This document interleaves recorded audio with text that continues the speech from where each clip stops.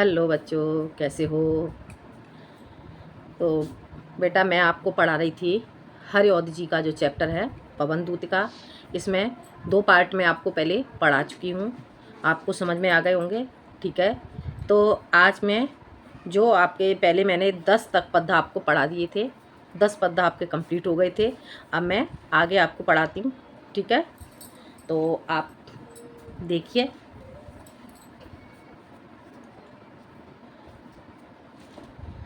तू देखेगी जलद तन को, जा वहीं तद गदा हो।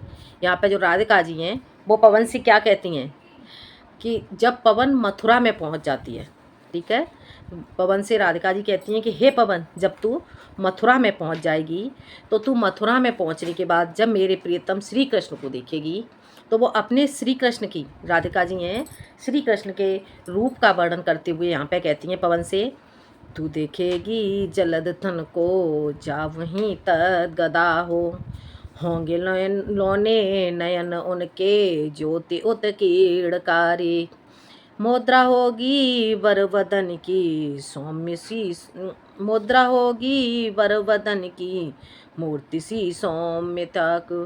सीधे साधे बचन उनके, सिक्त होंगे सुधा से। अब यहाँ पे क्या कह रही हैं राधिका जी? तू देखेगी जलद थन को, जा वहीं तदगदा हो।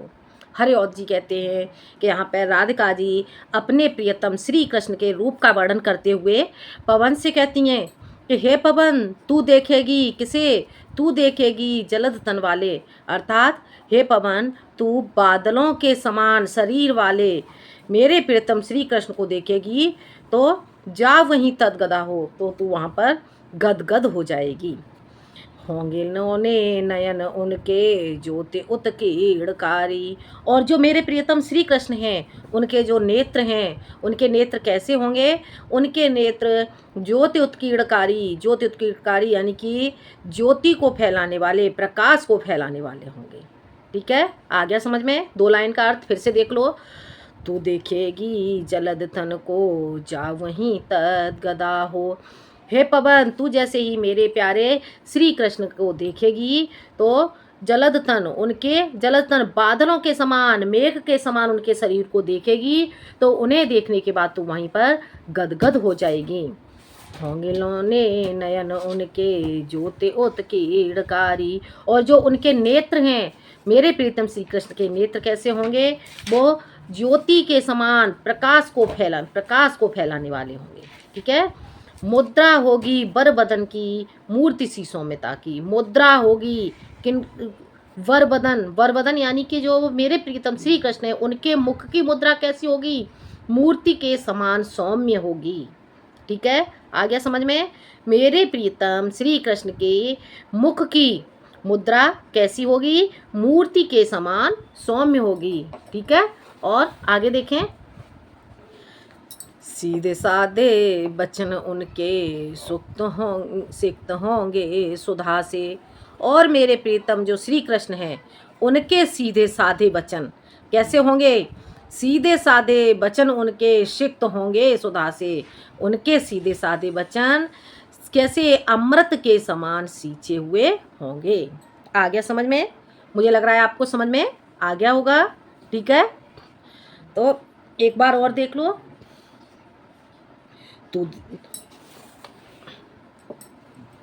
तू देखेगी जलद तन को, जा वहीं तद गदा हो।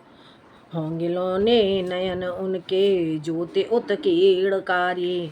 मुद्रा होगी वरवदन की, मूर्ति सी सौम्यता की। सीधे साधे वचन उनके, सिक्त होंगे सुधा से।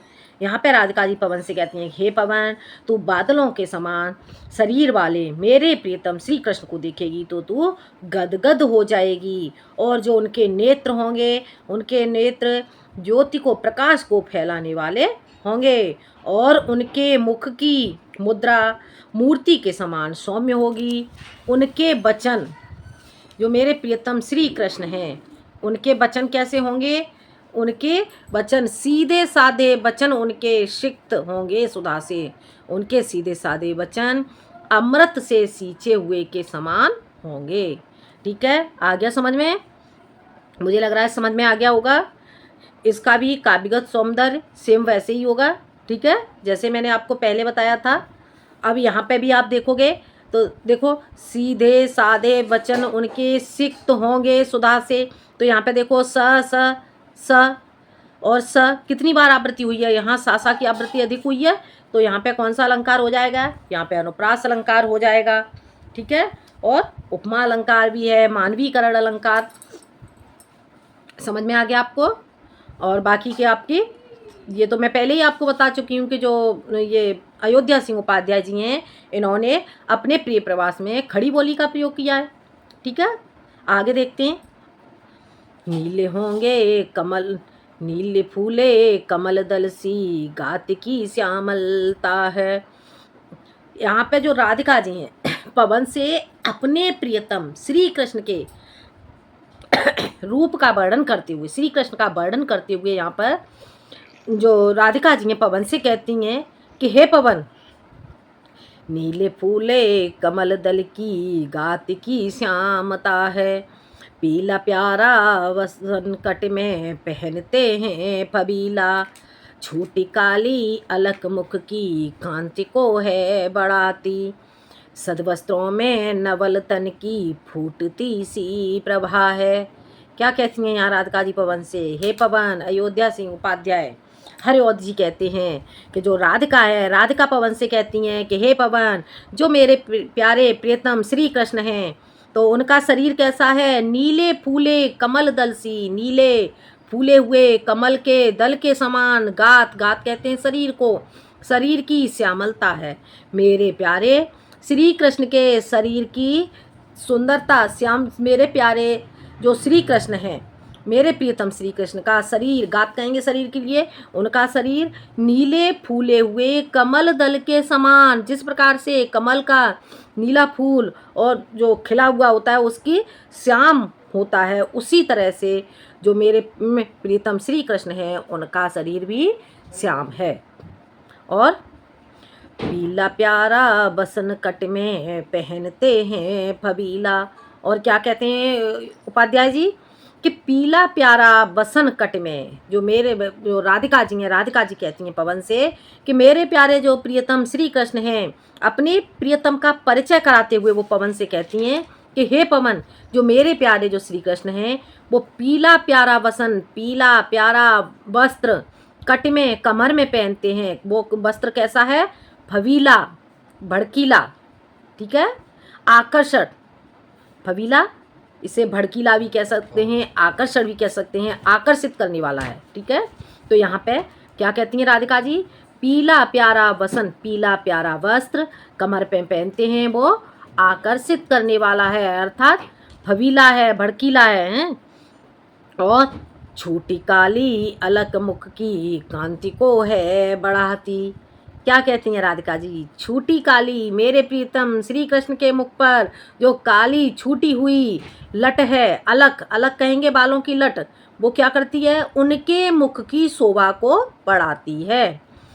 सदवस्त्रों में नवल तन की फूटती सी प्रभा है। सदवस्त्र, उनके जो अच्छे वस्त्र हैं वो कैसे हैं, नवल तन, नए तन के समान, यानी कि जो उन्होंने अपने शरीर पर वस्त्र धारण कर रखे हैं, उनके वस्त्र कैसे दिखाई देते हैं, जैसे कि मानो नई फूटती सी प्रभा के समान, नई फूटती हुई किरणों के समान है। अर्थात मेरे प्रीतम श्री कृष्ण के वस्त्रों से जो प्रभा, यानी कि जो किरणें प्रकाशित हो रही हैं, वो कैसे प्रतीत होती हैं, जैसे कि मानो वहाँ के वातावरण को प्रफुल्लित कर रही हूँ, ठीक है। आ गया समझ में, एक बार और देख लो इसे। नीले फूले कमल दल सी, गात की श्यामता है। नीले फूले कमल दल के समान, जो मेरे प्यारे, राधिका जी पवन से कहती हैं कि हे पवन, मेरे प्यारे, मेरे प्रियतम जो श्री कृष्ण हैं, उनका शरीर नीले फूले हुए कमल दल के समान श्याम है। और वो पीला प्यारा, वो अपनी कमर में, कट कहते हैं कमर के लिए, बसन वस्त्र, प्यारा पीला, वो अपनी कमर में पीला प्यारा वस्त्र पहनते हैं। वो कैसा है, भड़कीला है, फवीला, फवीला का अर्थ हो गया भड़कीला, आकर्षित करने वाला है, और उनके मुख अलग अलग कहेंगे बालों के लिए, उनके मुख पर छूटी हुई काली लट उनके मुख की शोभा को बढ़ाती है। सदवस्त्रों में नवल तन की फूटती सी प्रभा है। अच्छे वस्त्रों में उनके शरीर से क्या क्या हो रहा है, नवल नवल नई फूटती हुई प्रभा के समान है। अर्थात उनके अच्छे वस्त्रों से, सदवस्त्र अच्छे वस्त्रों से उनकी जो किरणें प्रकाशित हो रही हैं वो कैसे हैं, प्रभा के समान सुशोभित हो रही हैं। ठीक है, आ गया समझ में। अब देखते हैं आगे, अगला देखो। साँचे ढाला सकल बप है दिव्य सौंदर्यशाली। देखो यहाँ पे क्या कह रही हैं राधिका जी, अपने प्रीतम श्री कृष्ण के शरीर का वर्णन करते हुए, रूप का वर्णन करते हुए। साँचे ढाला सकल बप है दिव्य सौंदर्यशाली, सतपुष्पों सी सुरभ उन उसकी प्राण पोषिका है। दोनों कंधे वृषभ वर से हैं बड़े ही सजीले, लंबी बाहें कलव कर सी शक्ति की पेटिका हैं। क्या कह रही हैं राधिका जी, उपाध्याय जी कहते हैं कि जो राधिका जी हैं वो पवन से क्या कह रही हैं, जो मेरे प्यारे श्री कृष्ण हैं उनका शरीर कैसा है, मेरे प्रियतम श्री कृष्ण का शरीर सांचे ढाला शकल बप है। मेरे प्रियतम श्री कृष्ण का जो शरीर है वो सांचे से ढले हुए ढला सकल संपूर्ण, सांचे ढाला सकल बप है दिव्य सौंदर्यशाली। यहाँ पे राधिका जी क्या कहती हैं पवन से, हरिऔध जी कहते हैं कि यहाँ पे जो राधिका जी हैं वो पवन से कहती हैं कि हे पवन, जो मेरे प्यारे श्री कृष्ण हैं उनका संपूर्ण शरीर कैसा है, सांचे ढाला सकल बप, बप कहते हैं शरीर को, उनका शरीर सकल संपूर्ण, उनका संपूर्ण शरीर सांचे से ढले हुए के समान है। कैसा, दिव्य सौंदर्यशाली, दिव्य और सौंदर्यशाली है। शतपुष्पों सी सुरभ उनकी प्राण पोषिका है। और शतपुष्पों के समान, अच्छे पुष्पों सी सुरभ, अच्छे पुष्पों के समान सुंदर उसकी उनकी जो उसकी प्राण पोषिका है, उनके जो प्राण का पोषण करने वाली है, जो शतपुष्पों के समान, शतपुष्पों सी सुरभ, शतपुष्पों के समान सुंदर उनकी प्राणों का जो गंध, जो सुगंध उत्पन्न होती है वो कैसी है, प्राणों का पोषण करने वाली है। दोनों कंधे वृषभ वर से हैं बड़े ही सजीले, लंबी बाहें कलव कर सी शक्ति की पेटिकाएं। और क्या कहती हैं, दोनों कंधे वृषभ वर से हैं बड़े ही सजीले, उनके दोनों कंधे कैसे हैं, वृषभ वर से हैं। वृषभ वर कहते हैं वृषभ वर, बैल के समान। ठीक है, तो राधिका जी कह रही हैं पवन से कि दोनों कंधे, मेरे प्रीतम श्री कृष्ण के दोनों कंधे कैसे हैं, बैल के समान हैं, दोनों बैल के समान हैं, बड़े ही सजीले, बहुत ही सुंदर लगने वाले हैं। और लंबी बाहें, उनकी लंबी भुजाएं कलव करसी, कलव कर कहते हैं हाथी की सूंड के समान, शक्ति की पेटी के समान है, शक्ति की पेटिका के समान है। ठीक है, आ गया समझ में, एक बार और देख लो। सांचे ढाला सकल बप है दिव्य सौंदर्यशाली, सतपुष्पों सी सुरभ उसकी प्राण पोषिका है। दोनों कंधे वृषभ वर से हैं बड़े ही सजीले, लंबी बाहें कलव कर सी शक्ति की पेटिका हैं। सांचे ढाला मेरे प्रीतम जो श्री कृष्ण है उनका संपूर्ण शरीर बप, उनका शरीर कैसा है, सांचे में ढले हुए के समान है। अर्थात यहाँ पे राधिका जी पवन से कहती हैं, हे पवन, मेरे प्रीतम जो श्री कृष्ण है उनका शरीर ऐसे प्रतीत होता है जैसे कि मानो सांचे के द्वारा बनाया गया हो, और कैसा, दिव्य दिव्य दिखने वाला है, सौंदर्यशाली है, अत्यधिक सौंदर्यशाली है। ठीक है, और सतपुष्पों सी सुरभि उनकी प्राण पोष का है, अच्छे पुष्पों के समान जो सुरभि सुंदर उनकी जो पोषका है, प्राण पोषका के प्राणों का पालन करने वाली है। उनकी शरीर से जो सुगंध उत्पन्न होती है वो कैसी है? प्राणों का पोषण करने वाली है। सतपुष्पों के समान, अच्छे पुष्पों के समान सुंदर, प्राणों का पोषण करने वाली है। दोनों कंधे वृषभ वर्षे हैं, बड़े ही सजीले, और जो उनके दोनों कंधे हैं वो बैल के समान बहुत ही सुंदर दिखने वाले हैं, सजे हुए हैं। लंबी बाहें कलवकर्षी शक्ति की पेटिका हैं, और उनकी लंबी भुजाएं हाथी की सूंड के समान, कलवकर कहते हैं हाथी की सूंड के समान, शक्ति की पेटिका के समान हैं। मेरे प्रियतम श्री कृष्ण का संपूर्ण शरीर सांचे में ढले हुए के समान है, अर्थात उनका शरीर ऐसे प्रतीत होता है जैसे कि मानो सांचे से बनाया गया हो, दिव्य और सौंदर्यशाली है, और शतपुष्पों से सुंदर उनकी प्राण पोष का है, प्राणों का पोषण करने वाली है। उनके शरीर से उत्पन्न होने वाली जो सुगंध है वो अच्छे पुष्पों की इसके समान सुरभि सुंदर प्राणों का पालन करने वाली है। दोनों कंधे वृषभ वर्षे हैं, उनके दोनों कंधे बैल के समान बड़े ही सजीले हैं, और उनकी भुजाएं हाथी की सूंड के समान, शक्ति की पेटिका के समान हैं। ठीक है, हो गया क्लियर? आ गया समझ में? अब आगे देखते हैं। राजाओं सा सिर पर लगा दिव्य आपीड़ होगा, शोभा होगी उभय श्रुत में स्वर्ण के कुंडलों की, नाना रत्ना कलित भुज में मंजुके यूर होंगे, मोतीमाला लसित उनका कंबुसा कंठ होगा। क्या कहती हैं राधिका जी? श्री कृष्ण के शरीर का वर्ण, श्री कृष्ण का परिचय देते हुए वो पवन से कहती हैं कि हे पवन, तू मेरे श्री कृष्ण को, मेरे प्रियतम श्री कृष्ण को देखेगी तो तू उनकी पहचान कैसे करेगी? तो वो अपने प्रियतम की पहचान कराते हुए राधिका पवन से कहती हैं, हे पवन, राजाओं सा, क्या कहती हैं? राजाओं सा सिर पर लगा दिव्य आपीड़ होगा, राजाओं के समान उनके सिर पर लगा हुआ दिव्य आपीड़, आपीड़ कहते हैं मुकुट के लिए। जिस प्रकार से जो राजा होते हैं, राजाओं के सिर पर मुकुट लगा होता है, उसी तरह से राजाओं के सिर के समान ही जो मेरे प्रियतम श्री कृष्ण हैं, उनके सिर पर भी राजाओं के समान दिव्य मुकुट लगा हुआ होगा। आपीड़ का अर्थ क्या हो गया?